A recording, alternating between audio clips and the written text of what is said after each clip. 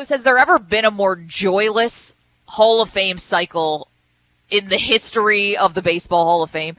Like, something has to change here because nothing good came out of yesterday for baseball. So you got fans who are ticked off. They're disappointed. And the process is under scrutiny.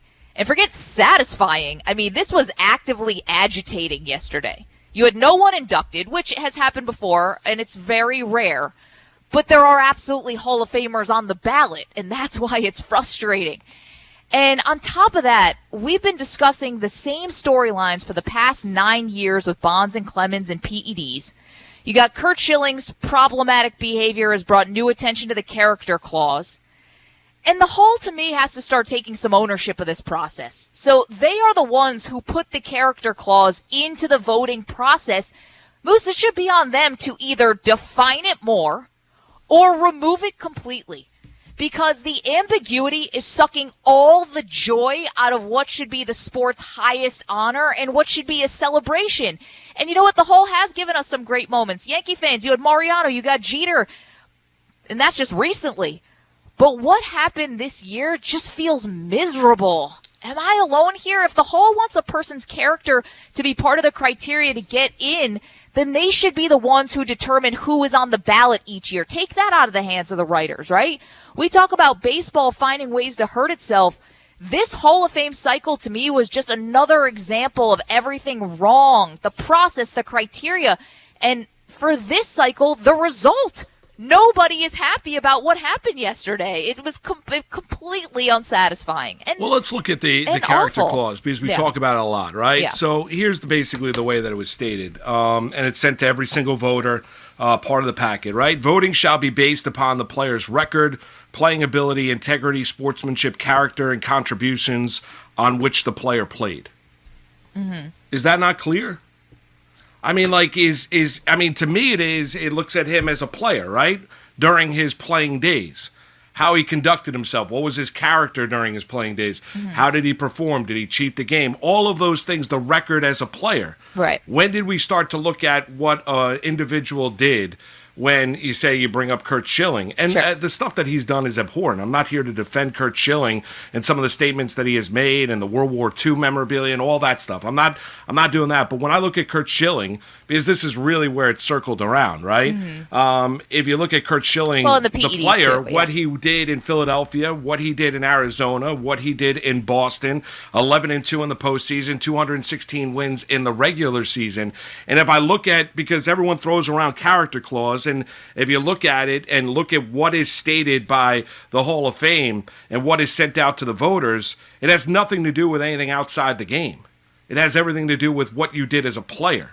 So if you look at Curt Schilling as the pitcher and as the performer on the major league level, is there anything that he did when he was pitching that you would call into question about whether or not he hurt his team, the character of the game, whether all of this stuff has come out and all this stuff and all of his statements on social media and some of the stuff that he said has been after his playing days. Right.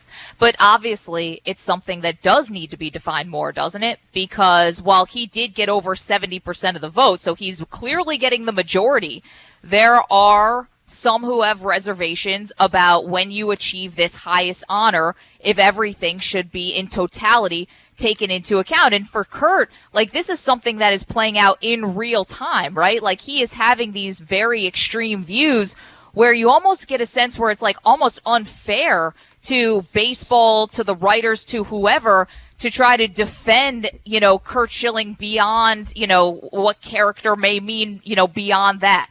So it's like, it's obviously not clear. And that's why I'd be calling on the Hall to say either, like, remove that or define it more so that we don't have any ambiguity. Like, I understand what you're saying about how it's worded, but obviously it needs a little bit more context to it. Well, I mean, in the case anyone of Schilling can interpret anything whatever way the hell they want to interpret it. Mm-hmm. But if you look at it, I mean, they do define it during the playing days.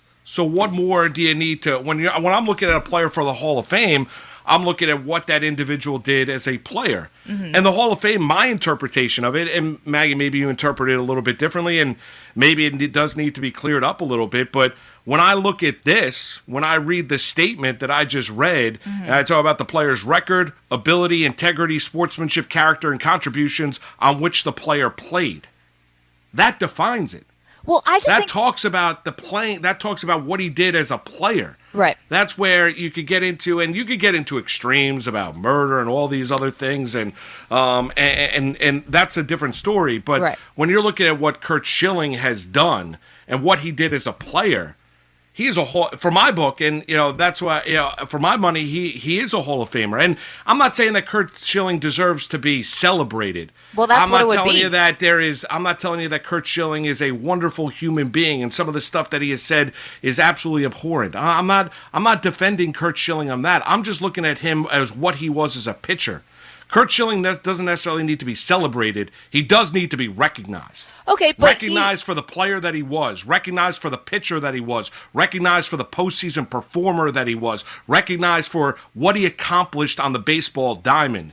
Because I look at Curt Schilling, in my generation, I have not seen a better big game pitcher than Curt Schilling. I've not seen a better power, one of the best power pitchers of my generation from the right-handed side.